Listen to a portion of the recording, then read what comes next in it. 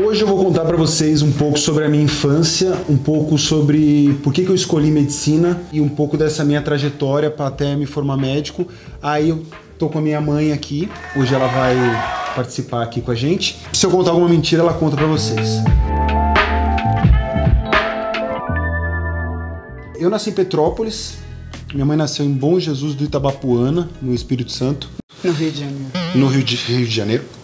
Eu nasci em Petrópolis, que também é Rio de Janeiro. A gente saiu de Petrópolis, eu tinha 5 anos.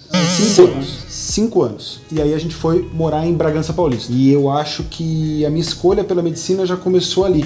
A gente morava em uma chácara, tinha muitos bichos, tinha cachorro, tinha galinha, coelho, teve uma época que teve cavalo e teve algumas ocasiões dos cachorros morderem um porco-espinho que encheu a boca de espinho, e aí no meio da noite eu fiquei com o meu pai tirando aqueles espinhos deles, né? Diversas outras situações que aí eu confesso que eu pensei em fazer veterinária nessa época, mas eu sempre tinha uma parte querendo fazer medicina, e teve uma época até que a minha mãe comentou aqui antes da gente gravar que eu tinha dúvida se eu queria, em que eu ia fazer, se era medicina mesmo, se não era. Aí eu até fiz um tempo com uma psicóloga lá em Bragança que ela me ajudou a decidir isso daí, e aí sim, beleza, eu botei na minha cabeça que ia fazer medicina. Em Bragança eu tinha muitos amigos e eu queria ficar um pouco longe de tudo. Aí eu falei pra minha mãe que eu queria morar em Ribeirão Preto, na casa da irmã dela. Era a única médica que tinha na família, antes de eu me formar. Eu morei com a minha tia por 2 anos e fiz cursinho 2 anos lá. Pra mim foi muito bom, foi ótimo, assim, porque eu consegui sair daquela rotina que eu tinha em Bragança, de muitos amigos, e sair, festa e tal, e acabei indo para uma... Foi importante, isso, né? Que te ia contar, o que você não fazia lá? O que você não fazia lá? E acabei indo pra Ribeirão e a minha tia me dava vários puxões de orelha, e aí eu acabei ficando um pouco mais focado nisso daí. E nesse meio tempo os meus pais separaram, meu pai foi dar aula em Blumenau, não é da área da saúde, ele é professor, e ele foi dar aula na Universidade Regional de Blumenau, na FURB. E ele falou, presta aqui porque tem desconto de filho de professor. Era a faculdade particular mais barata que tinha na época, e depois ainda eu passei numa bolsa de monitor de técnica cirúrgica, reduzi um pouco mais ainda essa parte. Desde o primeiro semestre de medicina, O que você não fazia lá? Tinha um colega que estava na minha sala, que ele era bucomaxilo. Bucomaxilo é o dentista que trabalha nessa parte de cirurgia esquelética facial. Esse buco estava fazendo outra graduação em medicina e estava na minha sala nas primeiras semanas. Eu fiquei acompanhando ele, fazendo estágio, indo para ambulatório. Então eu vi muitas cirurgias de trauma facial, cirurgias ortognáticas. A gente saía da faculdade, eu ia no ambulatório com ele, ia para cirurgias com ele. Então eu decidi, no 4º ano de medicina, fazer alguma coisa no rosto. Eu até escrevi num papel uma época que eu queria que no meu jaleco tivesse escrito otorrinolaringologia, cirurgia plástica facial e cirurgia crânio-maxilofacial. E aí eu tinha muita dúvida se eu ia fazer residência de cirurgia plástica ou se eu ia fazer residência de otorrino. E olhando o cenário da plástica facial aí de forma geral nos outros países, eu acabei decidindo por fazer otorrino. Eu achei que é uma residência que desde o começo eu fico no rosto. A cirurgia plástica eu teria que fazer 2 anos de cirurgia geral e 3 anos de cirurgia plástica. E aí eu ia ter que mexer com o abdômen, mexer com doenças intestinais, mexer com mama, mexer com lipo e também no rosto. Só que a otorrino não, a otorrino fica 3 anos só no rosto. Então, claro, estudando patologias, enfim, mas também a parte de plástica facial, que era o que eu queria.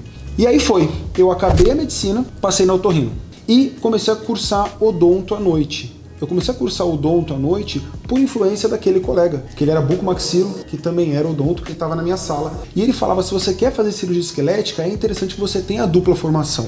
Acabou que essa parte de ortognática, de cirurgia esquelética, estava muito distante, então eu não cheguei a terminar o odonto, faltaram 5 matérias. Muita gente fala para mim, por que você não termina tal hoje?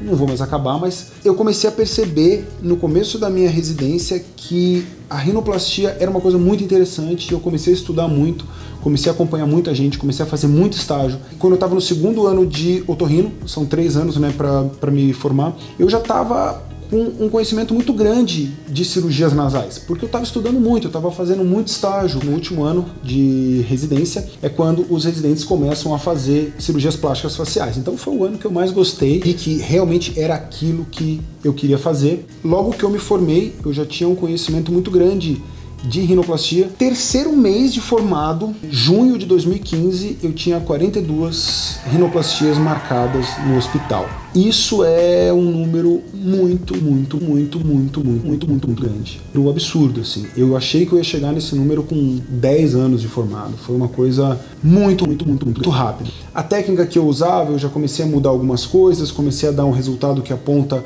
não caía tanto quanto era a cirurgia daquela época. E o principal, que é o que eu falo para vocês em toda a consulta, hoje a gente faz a rinoplastia estruturada. Na época, poucas pessoas faziam. Hoje, a maioria dos cirurgiões optam pela rinoplastia estruturada, que é você pegar enxerto de cartilagem do septo ou da costela ou da orelha e estruturar o nariz, deixar uma estrutura mais firme para quando cicatrizar ele ficar no lugar. E aí estamos aí hoje, certo? Esqueci alguma coisa? Esqueceu de falar que você me convidou para ser cobaia quando você... Teve uma... Não foi bem uma cobaia, foi uma cobaia. Quando eu fiz o meu primeiro... Minha mãe tem 75 anos. Eu fiz a pós de plástica facial e eu vi algumas cirurgias de lifting facial. Você consegue comprar alguns vídeos que mostram a cirurgia passo a passo. Nos Estados Unidos tem um site americano que você consegue comprar esses vídeos. 20 ou 30 vezes cada vídeo assim. E decorei os passos todos. Convidei um amigo para ir, o Dr. Rogério. Ele não quis ir, ele falou, cara, eu não vou participar disso, ele não foi. Depois eu acabei convidando um outro colega que já tinha feito alguns liftings, ele era cirurgião plástico, e ele acabou indo comigo. E o primeiro lifting que eu fiz na minha vida foi o da minha mãe. Eu lembro que no dia ela ficou bastante emocionada, ela chorou. Eu falei, você tá chorando de medo? Ela, não, eu tô chorando que eu tô feliz que você tá aqui e tal. Como você dizia quando era pequenininho, eu tô monoceado. Essas coisas eu não precisava falar, mas tudo bem. E a gente fez o lifting dela e mantém um resultado muito bom até hoje. A pele dela ajuda muito, porque o filho já deu uns caprichos ali. Como que é para a senhora ser a mãe do Dr. Frederico? Eu acho muito interessante, né? Eu fico muito emocionada, tenho muito orgulho disso também, né? Ter um filho que chegou tão longe, né? E com esforço próprio, lutou muito por isso, né? Passou muito aperto por isso e chegou, nem ele sabe como chegou, mas chegou, né? E tem um resultado muito bom, as pessoas ficam muito felizes, ele tem muito respeito pelas pessoas, né? Pelas vontades dela, os gostos de mudar, de ter uma aparência melhor. Leva isso muito a sério e estuda muito para conseguir isso. E é uma coisa que ele sempre quis e chegou lá. E ele fez de graça, ele fez para pessoas que não podiam pagar, né?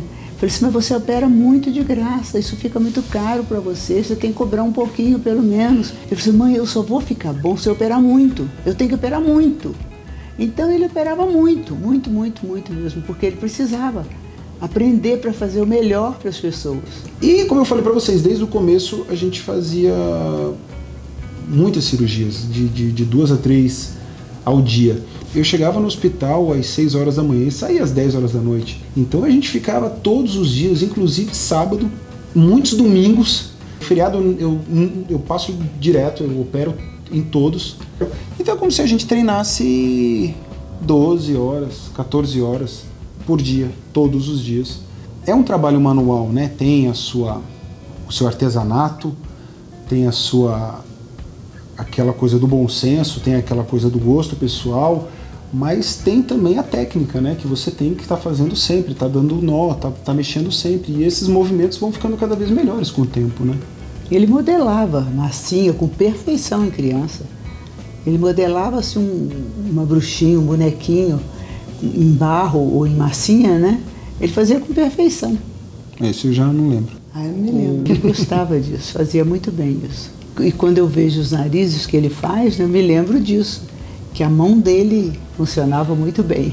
Ele se inspirou também em alguns grandes nomes. Na faculdade eu lembro que eu sabia do currículo de cada um dos médicos que eu admirava, sabia exatamente o que eles tinham feito, onde eles estudaram, qual estágio eles tinham feito.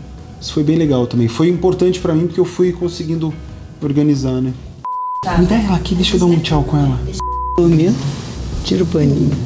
Gente, a gente vai se despedir de vocês, porque tem gente com sono. Foi ótimo. Obrigado, tá, mãe? Beijo. Beijo.